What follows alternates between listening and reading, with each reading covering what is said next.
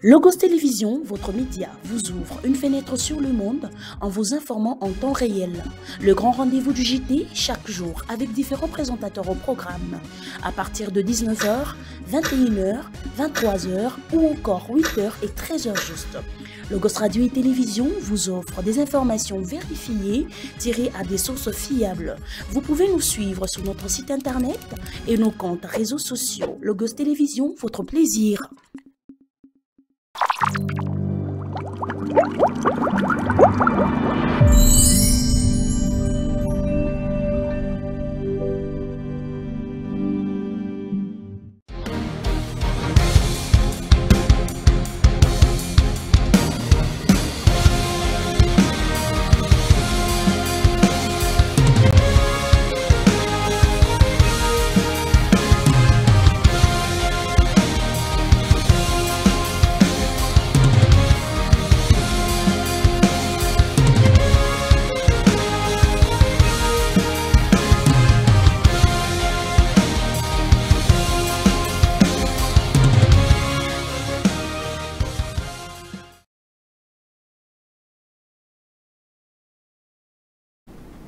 C'est le rendez-vous de l'actualité sur les antennes de Logos Télévision. Madame, Monsieur, vous nous regardez à travers nos pages et réseaux sociaux. Soyez les bienvenus dans cette édition du journal. Sur Logos Télévision, la ligne de l'actualité de ce 23 avril reste dominée en justice.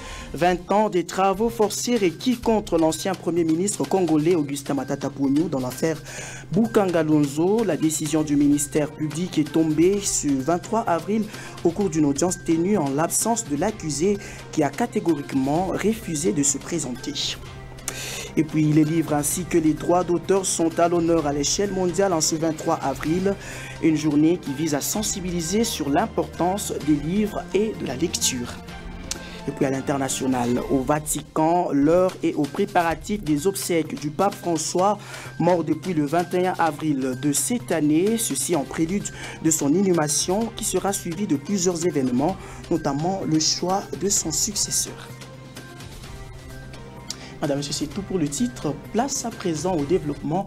Encore une fois, bienvenue dans cette édition du journal qui s'ouvre par cette information en éducation. En ce 23 avril de l'année en cours, le monde commémore la journée internationale de la langue anglaise, devenue omniprésente dans plusieurs domaines de la vie humaine. Cette langue est plus qu'indispensable pour tout individu aspirant au monde des business ou des affaires, mais aussi à cette occasion, une seule question est celle de savoir quel est son apport dans le système éducatif de la République démocratique du Congo.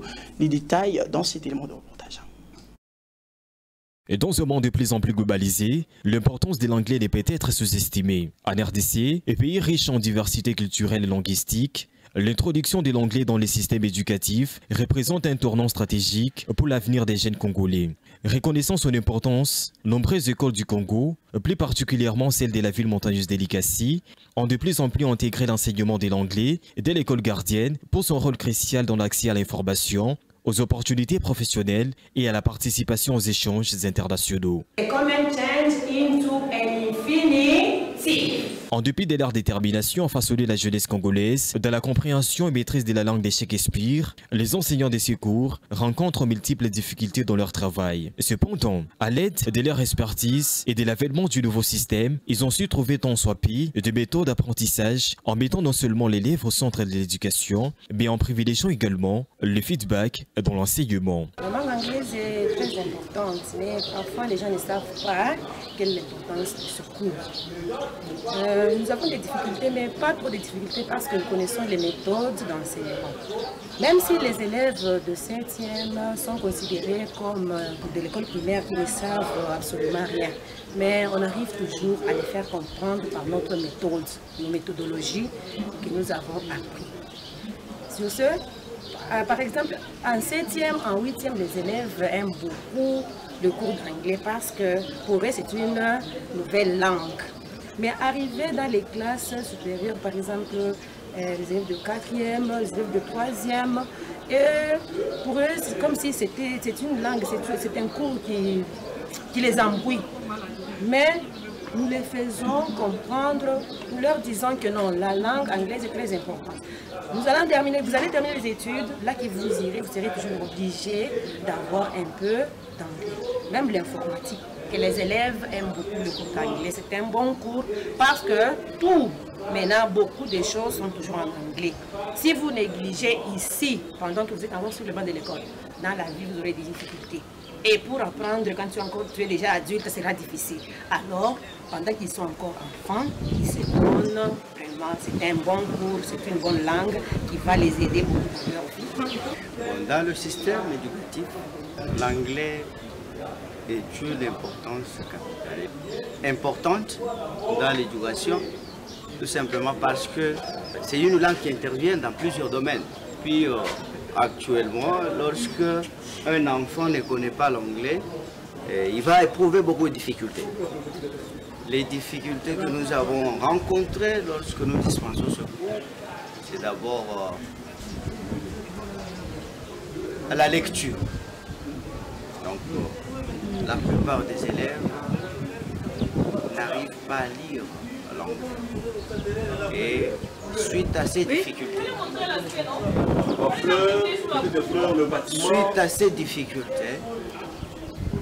ils arrivent à détester l'anglais. Bon, on peut peut-être appeler les élèves et d'autres personnes à aimer l'anglais, tout simplement parce que vous voyez avec la mondialisation, avec le monde actuel, lorsqu'on ne connaît pas l'anglais, on est buté à beaucoup de difficultés. Par exemple, dans le monde d'affaires, puisque c'est les enfants qui sont en train d'apprendre aujourd'hui, ils ne vont pas se limiter juste au niveau d'apprentissage, mais ils vont utiliser cette langue dans la vie pratique. Il y en a qui vont se retrouver dans le monde d'affaires, il y en a qui vont voyager, qui seront en Afrique du Sud, par-ci par-là, et qui vont commencer à je ne sais pas, aller, c'est ça même le monde, le business. Dans le business, l'intégration de l'anglais dans le système éducatif congolais dès la maternelle constitue une opportunité précieuse pour les jeunes générations de s'ouvrir au monde et à ses avantages. Poursuivant ce journal, en santé, la polyclinique Roukat dispose d'une branche médicale spéciale où sont soignées des personnes qui souffrent de l'acuité visuelle. Logos Télévision est allé rencontrer un spécialiste du domaine qui a expliqué les différents cas traités à Roukat ainsi que les équipements utilisés. Par la même occasion, il a donné des conseils sur le port abusif des lunettes.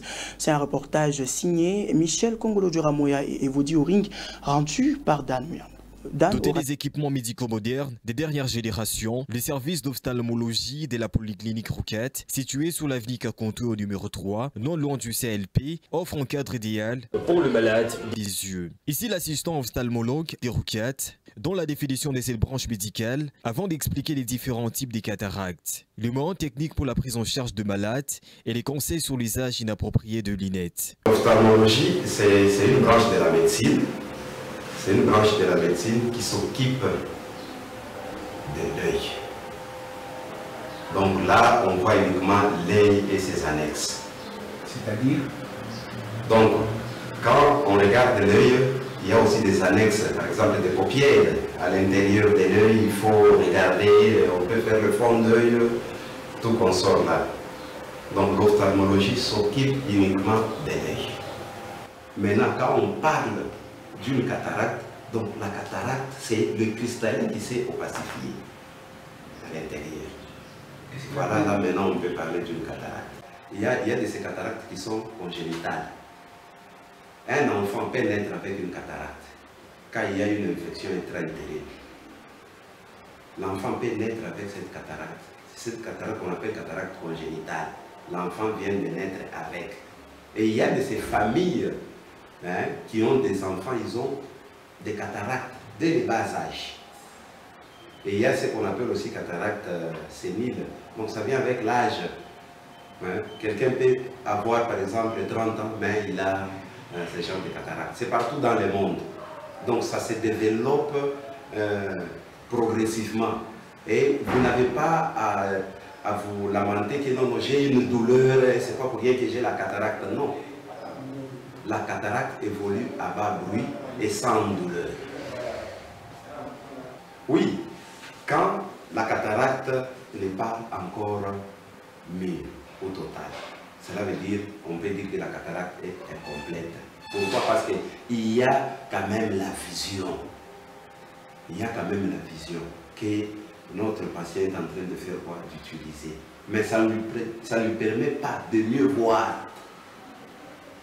Dans cette optique là-bas, on peut faire l'autoréfractomètre. Il y a une boîte à verre à essai à côté là-bas. Les valeurs qu'on va trouver, ce sont les valeurs qu'on va juste commencer à examiner avec ça notre patient. Là où il va se limiter, là où il va accepter que non, ici quand même je vois, là on lui propose ce genre de lunettes. Ça peut être le verre positif, ou bien ça peut être le verre négatif que notre patient peut mettre. Donc ce n'est pas synonyme qu'il y a toujours les mêmes verres que vous allez corriger avec, malgré la présence de cataractes. Ce n'est pas encore mûr. Si ce n'est pas mûr, ce n'est pas opérable. Ce technicien en ophtalmologie a souligné que l'intervention chirurgicale est le dernier rempart pour corriger l'acuité visuelle due à la cataracte. Si la cataracte est mûre, donc c'est mûr, cela veut dire total, là on peut opérer. Il y a de ces patients qui ont par exemple une cataracte qui est centrale. Si c'est au centre de la pupille, on ne peut jamais vous conseiller de mettre les lunettes. Le port des lunettes est conditionné par un examen préalable par les services compétents qui déterminent l'invité à utiliser pour la vision de loin ou de près, a-t-il déclaré. Doté des équipements médicaux. Cette édition du journal, toujours dans le domaine de la santé, alors que les températures grimpent et que les saisons de pluie s'intensifient, la dengue gagne du terrain dans plusieurs régions à travers le monde. Cette maladie, longtemps reléguée au rang des maladies tropicales oubliées, est aujourd'hui un enjeu de santé publique au niveau mondial. À ce sujet, la rédaction française de Logos Télévision est allée à la rencontre du docteur Jeff Lubangui qui revient sur le traitement ainsi que la prévention de la dengue dans cet élément de reportage signé Evodi Oring. La dengue est une maladie virale transmise par les moustiques principalement et elle pose un défi de santé publique majeur dans de nombreuses régions du monde. À mesure que le changement climatique modifie les écosystèmes et que l'urbanisation continue d'étendre des zones propices à la reproduction de moustiques, la dengue devient de plus en plus préoccupante et est en croissance. Selon l'Organisation mondiale de la santé OMS, en sigle, les cas de dengue ont considérablement augmenté au cours des dernières décennies. Cette maladie est alarmante car elle peut entraîner des complications graves comme la dengue sévère qui peut être fatale. Les symptômes de la dengue peuvent varier en gravité et apparaissent généralement 4 à 10 jours après la piqûre d'un moustique infecté. Dr Jeff Lubangui revient non seulement sur les symptômes mais aussi les causes et les conséquences de la dengue. Le virus est transmis par une catégorie de moustiques que nous appelons les Aedes. Alors, ces genres de moustiques sont retrouvés beaucoup plus dans des régions tropicales ou subtropicales qui se transmettent de la moustique vers l'homme. Il faut dire que la transmission peut se faire comme les autres maladies et nous retrouvons ça souvent dans les eaux qui stagnent, dans des endroits où il y a beaucoup d'humidité ou encore beaucoup d'arbres, la maison qui n'est pas très bien gardée, vous pouvez avoir ce genre de moustiques. Alors lorsque ça pénètre au niveau de l'organisme et après la période que nous appelons la période d'incubation, la maladie peut se manifester. Très souvent c'est aussi une maladie qui peut passer inaperçue, qui est asymptomatique, mais s'il y a des symptômes, c'est notamment la fièvre que nous pouvons avoir. Nous avons les arthralgies. La dengue sévère nécessite une attention médicale immédiate car elle peut entraîner des défaillances organiques et même la mort si elle n'est pas traitée rapidement. Car il n'existe pas de traitement antiviral spécifique pour la dengue. Dr Jeff Lubangui renchérit. Elle peut aussi évoluer vers une complication ou des complications. C'est notamment, il y a la forme hémorragique qui peut survenir ou encore le choc septique qui peut aussi intervenir. Et d'ailleurs, c'est mortel. C'est pourquoi, lorsque vous êtes devant le symptôme que nous avons énuméré, vous pouvez voir le médecin ou encore vous pouvez visiter la structure sanitaire qui est tout proche de vous pour ample détail. Notons que la dengue est une maladie sérieuse qui peut avoir des conséquences graves si elle n'est pas prise en charge correctement. Et dans le reste de l'actualité au niveau national, au moins 5 personnes ont trouvé la mort et plusieurs disparus après le chavirement d'un canot rapide sur le fleuve Congo.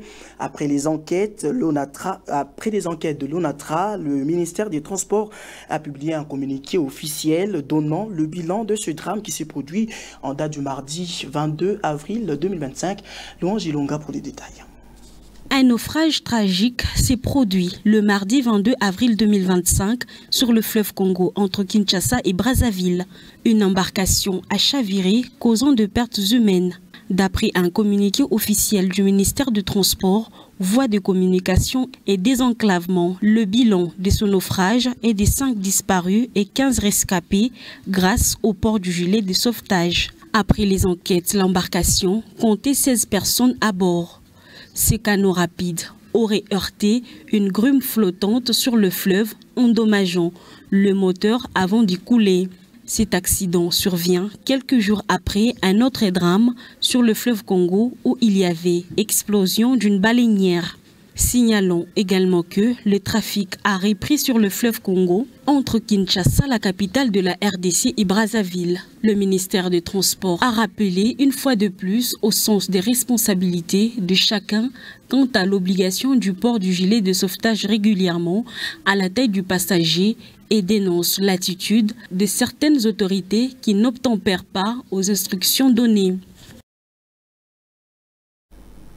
Et puis cette information annoncée au sommaire, l'audience de ce mercredi 23 avril 2025 sur l'affaire Boukangalonzo à la Cour constitutionnelle s'est tenue dans un climat marqué par des fortes tensions institutionnelles.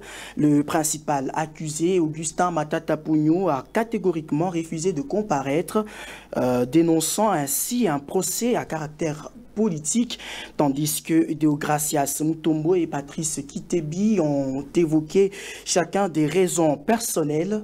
En attendant le verdict final, le ministère public a requis 20 ans de servitude pénale contre l'ancien Premier ministre Matata Pugno. Je vous propose de suivre cet extrait choisi pour vous.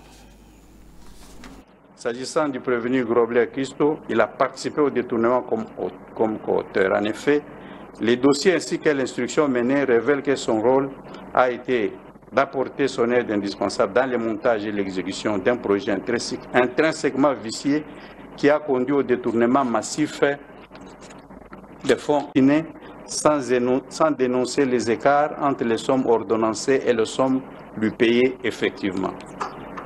Et dans les actes qui ont consommé les détournements, il a participé à l'effacement des traces des détournements en laissant à l'abandon les sites du projet. Pour ceux qui étaient fonctionnaires publics en droit positif congolais, et les prévenus Matata étaient au moment des faits membres du gouvernement en qualité de Premier ministre. 4 800 000 $ jusqu'à atteindre la somme de 80 millions de $, et ce, sans contrôle et sans évaluation de l'utilisation des premiers fonds libérés, établit son intention frauduleuse, surtout qu'il n'a jamais su justifier la destination et l'utilisation de ces fonds. Il faut forcer d'ordonner leur arrestation immédiate, de condamner en outre les prévenus Matata Pugno Mapon Augustin et Mutomumana Niembo à l'interdiction des droits de vote et d'éligibilité après l'exécution de la peine pour 10 ans pour les premiers prévenus et 5 ans pour les deuxièmes prévenus. L'interdiction d'accès aux fonctions publiques. Vous les condamnez aussi à la privation, à la condamnation à la libération conditionnelle et à la réhabilitation. Vous ordonnerez l'expulsion définitive du territoire national après exécution de la peine du prévenu Christo Grobler Stéphanus. Condamner chaque prévenu aux frais d'instance, ça sera justice. J'ai dit, je vous remercie. La Cour prend acte de vos... On va poursuivre cette édition du journal avec cette autre information annoncée également au sommaire. Chaque année, le 23 avril, la journée internationale du livre et du droit d'auteur est célébrée dans le monde entier. Cette journée met en lumière l'importance des livres et de la lecture tout en soulignant la nécessité de protéger les droits d'auteur. À l'ère du numérique, la littérature fait face à de nombreux défis et enjeux, mais elle offre également des nouvelles perspectives à venir. Les détails dans cet élément de reportage. La technologie numérique a transformé notre manière de lire, d'écrire et de publier. Le livre électronique et les plateformes de lecture en ligne ont rendu l'accès à la littérature plus facile et plus rapide. Cependant, cette révolution a également soulevé des préoccupations concernant la qualité du contenu, la protection des droits d'auteur et la pérennité des ouvrages littéraires. L'un des enjeux majeurs de l'ère numérique est la protection des droits d'auteur, la facilité de partager et des reproductions des ouvrages littéraires en ligne a conduit à une augmentation de piratage et une remise en question des modèles économiques traditionnels. Dans ces contextes numériques, il est essentiel de promouvoir l'éducation à la lecture afin de former des lecteurs critiques capables de naviguer dans un océan d'informations. La Journée internationale du livre et du droit d'auteur nous rappelle l'importance vitale des livres dans notre société à l'heure numérique. Bien que la littérature fait face à des défis considérables, il est également sur le point de connaître une renaissance grâce aux nouvelles technologies. On va parler sport à présent, en images et en illustration. La phase de play-off du championnat congolais a démarré ce mercredi 23 avril 2025 dans les deux sites, notamment Lubumbashi et Kinshasa, avec différentes rencontres. À Lubumbashi, Mazembe a battu le CS Don Bosco par un score de 2-1 qui fait belle entame. Également pour le FC Saint-Éloi-Lupopo qui a marché sur le FC Tanganyika par la petite note de 1-0 grâce à l'unique réalisation de Josué Kazema. À Kinshasa, les aigles du Congo ont joué face à V-Club dont le score tourne en faveur des aigles sur un score de 1-0, but qui a été fustigé par le vert et noir. L'arbitre a interrompu la rencontre. Plus de détails dans nos prochaines éditions. Le temps pour nous de passer à autre chose à présent, en dehors de nos frontières. Les préparatifs ont commencé pour les funérailles du pape François qui sera enterré à la basilique Sainte-Marie majeure de Rome. La mort du pape déclenche une série de rites et de traditions méticuleusement planifiées qui se déroulent bien avant le début du conclave destiné au choix de son successeur. Ces événements solennels commencent par la confirmation officielle de son décès, suivie de l'exposition publique de son corps qui permet aux fidèles de lui rendre un dernier hommage. Images et commentaires extérieurs. Ce sont les premières images de sa dépouille. Vêtu d'un chasuble rouge, la tête ornée d'une mitre blanche, François repose depuis hier soir dans la chapelle de la résidence Sainte-Marthe, où il a vécu tout au long de son pontificat. Entouré de 2 gardes suisses, le corps de François a été mis en bière selon le rite de la constatation de la mort. Tous ceux qui l'ont côtoyé au Vatican peuvent venir se recueillir en attendant le transfert de sa dépouille dans la basilique Saint-Pierre. Un moment que les catholiques présents à Rome attendent avec impatience. Bien sûr, nous irons dans la chapelle ardente. Ce sera notre dernier salut, le dernier acte direct et personnel que nous pouvons faire pour lui. Viendront ensuite les obsèques samedi prochain, qui se préparent déjà sur la place Saint-Pierre. François a voulu un rite légèrement simplifié. Lui reposera dans un seul cercueil au lieu de 3 comme ses prédécesseurs. Une sobriété appréciée des fidèles. C'est dans le droit fil de ce qu'il était finalement, hein, le pape des pauvres, le pape de ceux qui sont un peu oubliés de la société. Donc moi je trouve que c'est tout à fait cohérent. Autre changement, François ne sera pas enterré à Saint-Pierre, mais dans cette autre basilique papale du centre de Rome, Sainte-Marie majeure, une première depuis 300 ans. C'est là qu'il se recueillait avant et après chacun de ses voyages. Il y avait récemment prié après sa sortie d'hôpital. Son tombeau sera installé derrière cette palissade. Il y sera inhumé dans la foulée de ses obsèques. À Rome, le niveau de sécurité a été relevé au niveau maximum. Des centaines de milliers de pèlerins sont attendus dans les jours à venir, alors que des dizaines de chefs d'État et têtes couronnées viendront rendre un dernier hommage, ici même, au pape défunt. Encore une fois, nos sincères condoléances à toute la communauté catholique d'ici et d'ailleurs. Madame, Monsieur, c'est donc la fin de ce journal. À présent, place au rappel des titres. 20 ans de prison, 20 ans de travaux forcés requis contre l'ancien Premier ministre congolais Augustin Matata Ponyo dans l'affaire Boukangalonzo. La décision du ministère public est tombée ce 23 avril au cours d'une audience tenue en l'absence de l'accusé qui a catégoriquement refusé de se présenter. Les livres ainsi que les droits d'auteur sont à l'honneur à l'échelle mondiale en ce 23 avril, une journée qui vise à sensibiliser sur l'importance des livres et de la lecture. Et puis au Vatican, l'ère aux préparatifs des obsèques du pape François, mort depuis le 21 avril de cette année, ceci en prélude de son inhumation qui sera suivi de plusieurs événements, notamment le choix de son successeur. Madame, Messieurs, c'est donc fini pour cette édition du journal. Merci à vous de nous rester fidèles. Le programme continue sur nos antennes.